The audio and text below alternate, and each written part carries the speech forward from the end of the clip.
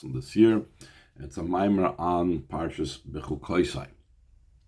So we have in our Parsha, it begins with the pasuk, וזכרתי להם בris ראשונים gomer. I will remember for them the covenant, the bris that I made with the first ones. Even earlier it says in the parsha of וזכרתי es brisi Yankov v'afas brisi Yitzchak v'afas brisi Avraham Eskert, that I remembered the bris that I made with Yaakov and the bris that I made with Yitzchak and also the bris that I made with Avraham. So it seems to be, if you just look at it in the simple sense, it's just repeating bris Rishonim, and we're already talking about the bris Yankov, bris Yitzchak, bris Avraham. So Tzemach Tzedek explains something different. The Rishonim is not the same ones that we are the Avraham, Yitzchak, Yankov. So maybe Tzemach Tzedek Boira Torah Mashim Nemar Medrash Rabbah, that Tzemach Tzedek brings in Torah Torah, but it says in Medrash Rabbah, Kishem shenishbat Allah avos v'kiyamte imahim bris, just like you swore to the avos, and you made an oath, and you fulfilled and established with them a covenant, shenemar v'zecharti es brisi Yankov v'gomer, that I remembered my bris of Yankov and Yitzchak and Avraham, kach af l'shvatim, so too you made an oath, a covenant, and established so for the Shvatim. I will remember for them the bris of the first ones. Who are the first ones that the pasuk is referring to over here? The bris Shvatim is referring to the bris that he made with the Shvatim. So he's going to explain, al pichsidis, what is this idea, al pipnimius hatoida, what is the function of the bris, especially what's the function of the bris with the shvat. The Tzemach Tzedek explains, Shnei Masar Shvatim v'Shevet Levi hem shloisha asar. Adding the 12 Shvatim plus Shevet Levi is 13, because Yosef's Shevet is divided into two, so you have Ephraim and Menashe plus the other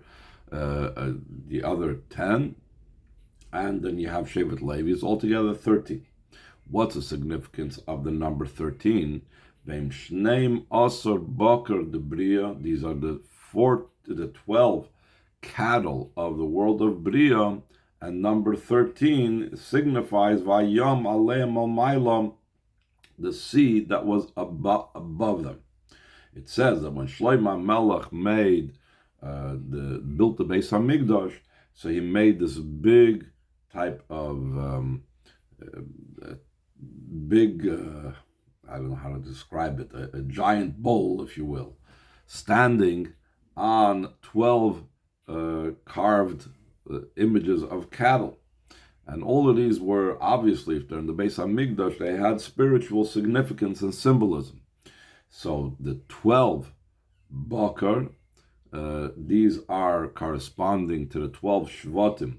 The way it's the level of the Shvatim are a level in the world of 12 levels in the world of Bria, and the Yam Aleim Lamailam, the water, the cistern, the bowl, whatever it was that was standing on top of it, is going on the 13th Shevet, on Shevet Levi. Va'akris is bris Shvatim. What is the covenant that Hashem makes with the Shvatim? It should be drawn down to them. It should come down to them from the 13 sections, adornments of the beard of Arech Anpin. We know that in Arech Anpin, the lower level in Keser before Atzilus, there is the 13 attributes of mercy that correspond to the 13 sections that's to be found in the beard, and the Shvatim on their own are 13 levels within the world of Bria, but by Hashem making this covenant and establishing the covenant with the Shvatim, so he brings from this higher level, the level of the 13 attributes, the 13 Tikkun Dikna and Arich, in the lower level of Keser, down to the Shvatim in Bria. So the Rebbe is going to elaborate upon this. Line 13. The idea behind this is, it's known, though the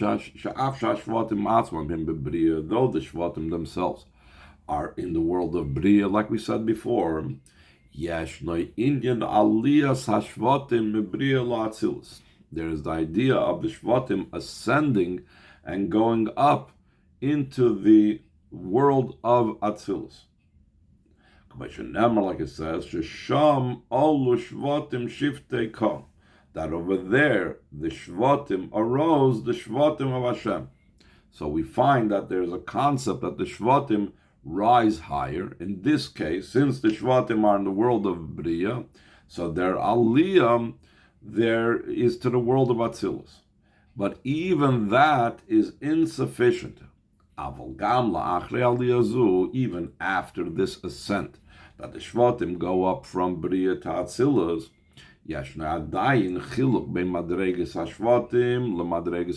there's still a difference between the level of the Shvatim to the level of the Aves Shashvatim, that the Shvatim is the level of the minor faces, meaning the midas of Atzilus. These are what's called the 12 diagonals, boundaries of Zeir Ampin of Atzilus.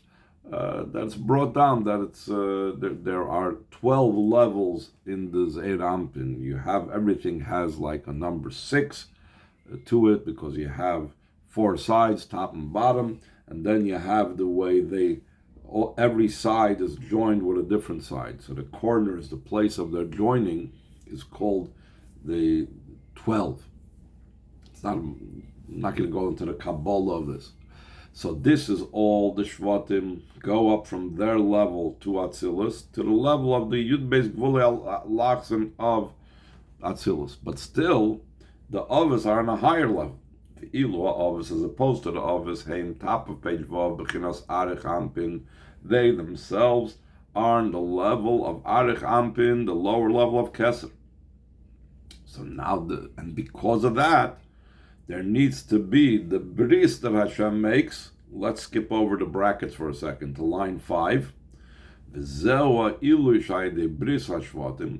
the advantage and quality and gain and ascent that's through the bris that's made with the Shvatim. Shenimshach mishloisha asar tikune dikna the arech that comes down from the 13 beard parts of Arich Ampin v'adl b'chinas Atik, that really it comes even more so, it comes from the level of Atik.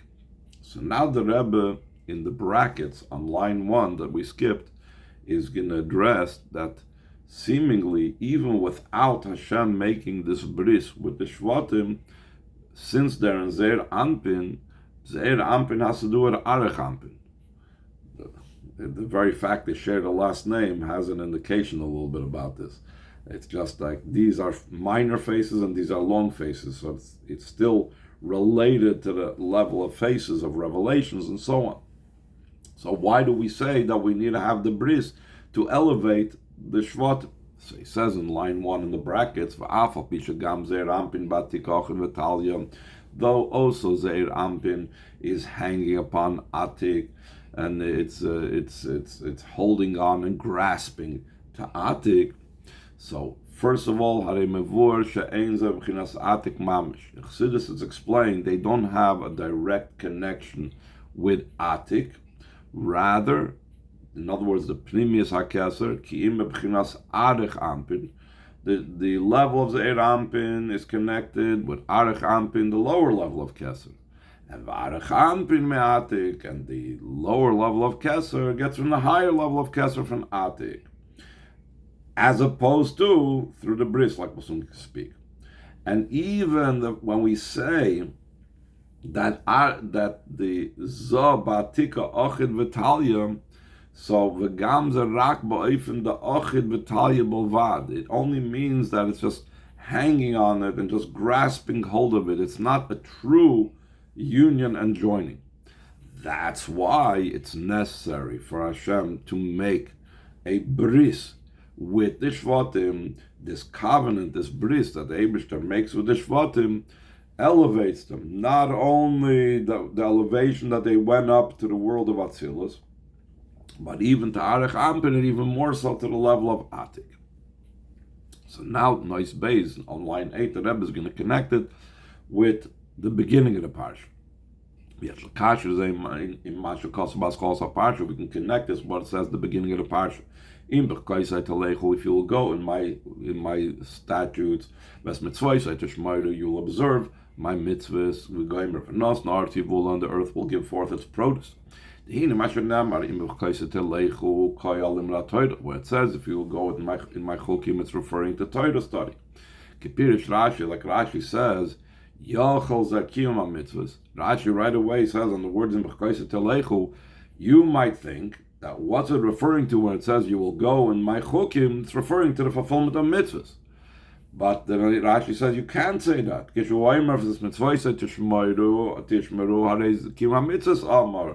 Since it says you will observe my mitzvahs, so we're already speaking about the fulfillment of mitzvahs. So what is Ha'amani Mekayim in B'chais Telechu? What is in B'chais Telechu referring to? So therefore we have to say that in B'chais Telechu means Shatiu Amelim B'Torah, you should toil in Torah. I know this. What comes out from this Rashi, that over here Torah study is called B'chukaisai.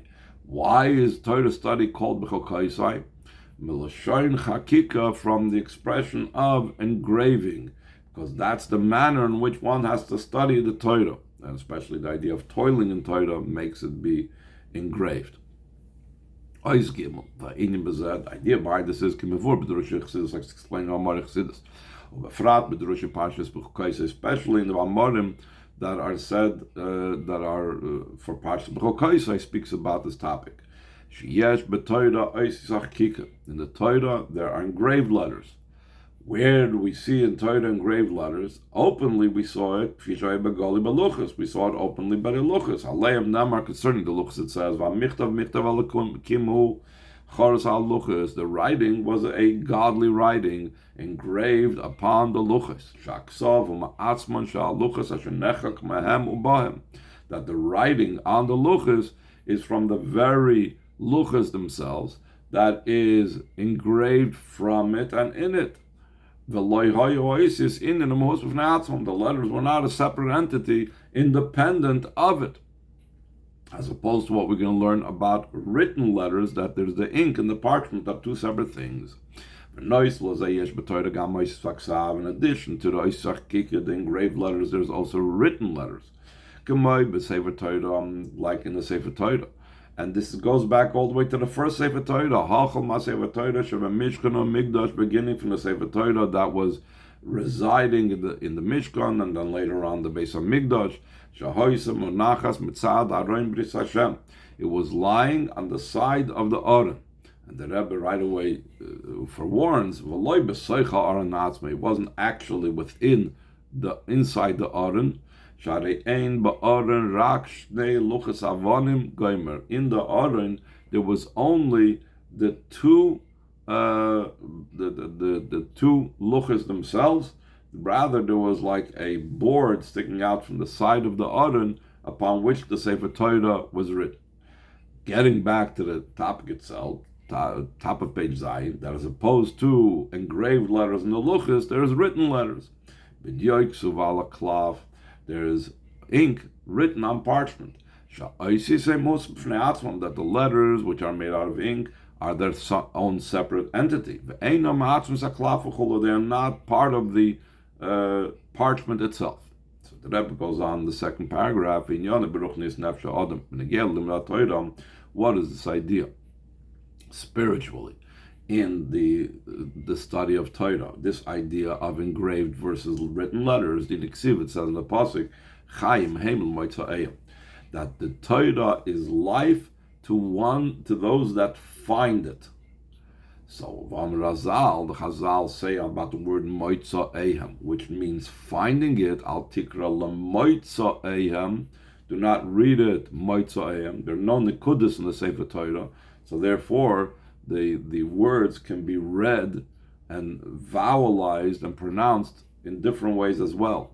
Ela lemoitzi ehem, but read it as if it said to those that bring it out, that express it, bapeh, that they express it with their mouth, they actually say it and they verbalize it. With letters of speech specifically, it's not sufficient to just think, or like it's common to read something with one's eyes, but one actually has to enunciate, pronounce, and verbalize the words. Noisif lakach, this in addition to the fact that tzarech li is boy from the chalatz moisei tamarna, it has to be in such a way that all my bones are saying it. In other words, that the entire body is involved in the Torah study. It's not just he's saying it with his mouth. This is one of the reasons why Yidden shuckle, why they shake when they're learning Torah, because their entire body is infused and has to be infused and needs to be permeated with the Torah study. And that's even more so than just saying it with the words. So the Rebbe continues, after this, on top of this Maimer Chazal, that a person needs to express the words of Torah in speech. So therefore there's letters of speech. So Amnam, line 8,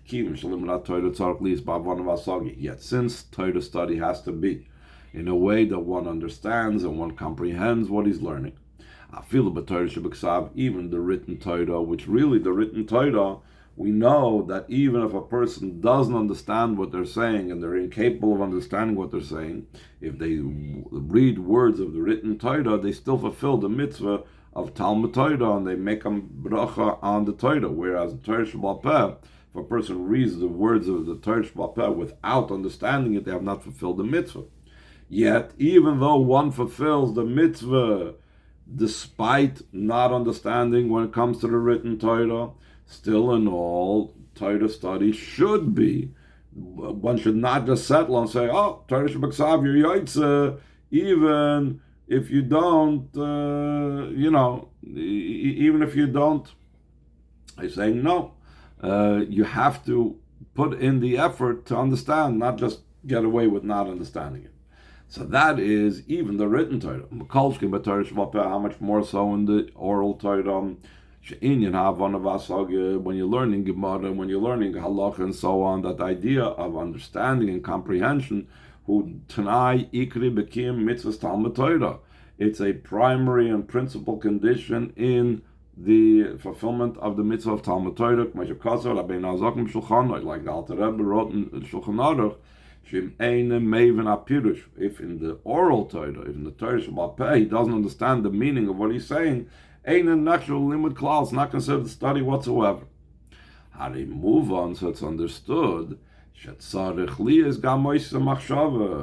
such a case, it's understood you need to have also the letters of thought. It's not just sufficient that the person has the letters of speech by verbalizing it, he also has to have it in his mind, which means he's using the language and the letters of thought. The letters of speech and even the letters of thought, which are a lot more internal and spiritual, is not the intellect itself. It's only a garment, a means through which the intellect and the idea becomes revealed. How do you know? Maybe the letters of thought are part of, and any letters in any language I'm using is a part of the idea itself. So the proof of this is in line 17, a proof that the letters is only a garment, it's not the part of the idea itself. We'll find that the different mefarshim on the Gemara, like Taisus and the Rosh and the Ran, the Rashonim, will say the same idea in general, but they will use they will use each one their own letters, their own words. They'll put it into their own words. And like a teacher will often tell a student, tell this to me in your own words. When the student parrots back the words of the teacher, what do you mean? If I'm going to tell it to you in my own words, how's it going to be the same idea? Because the words are not part of the idea. The idea is separate from the words and the language. Because the letters and words, in comparison to the idea, are only like a garment. You can remove the letters from the idea, and to say the very same idea in other words, just like you would do with a garment. I'm dressed in one item of clothing, I could take that off and put on a different item of clothing, and I'm still the same person, I haven't changed. And the same thing that we said before, the teacher tells the student, take this idea I just shared with you and tell it to me in different words. That means that the words and the idea are completely independent of each other. V'im kain, if so, the letters of speech comes out, that's similar to letters, written letters. When you write ink on parchment, that the letters are not from the very parchment itself.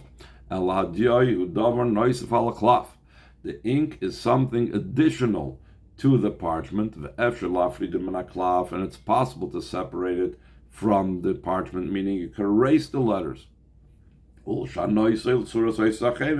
And once you erase it, you could change it and you can write other letters, or even the letters themselves. You could sometimes play around with it. You could turn a yud into a vav, you could turn a hey into a ches, or a hey and a ches into a taf, etc., etc.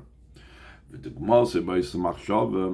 the similarity is also in the same way in letters of thought, and how much more so in letters of speech, that a person could change it around. Most probably, again, Oisa Machshava is more spiritual, it's more internal. It's the way the idea first was processed in my mind, that I processed it with certain language. So to rethink it in different language might be harder, but to actually say it in other language might be an easier thing. That's why most probably what the Rebbe says, Kol Shkein B'Oisa Dibur. That is all one category. To contrast with the category of Oisachik, line 28, in an idea that we have, there's also letters of engraving. This means when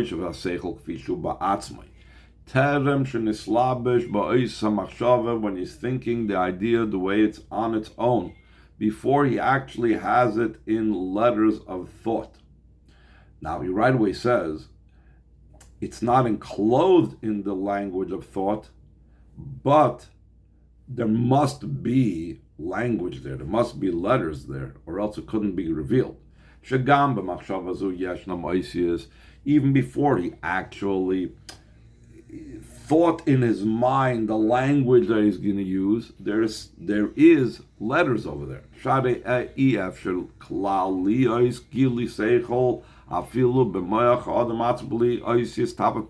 It's impossible to be any type of revelation of an idea, even within the person's own brain. Obviously, when he's talking to someone else, it's impossible to do it without language, without letters. But even the intellect within the person's own brain, it's impossible to do it without letters. How come? Because the idea of letters is from the expression, morning has come, arrival in Aramaic, which means shu inyan havav amshach. It's the idea of coming, bringing, and being drawn down. The same thing, the letters brings it down, even within himself. From the chachma, the way it's concealed, to be revealed to him, his own consciousness, he needs letters and language. We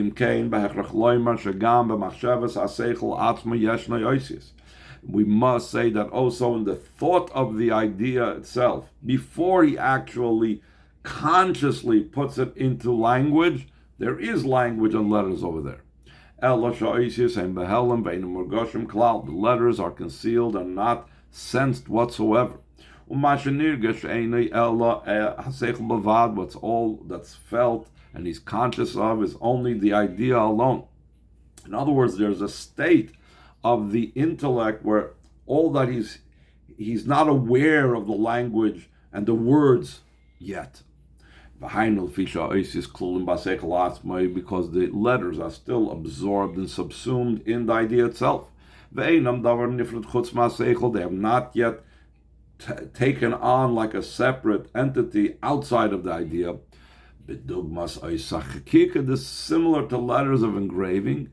Shem begufish alive and toiv, they are in the actual body of the precious stone that's being engraved with these letters. And these letters, in the idea before the person is like conscious of these letters, and they're not and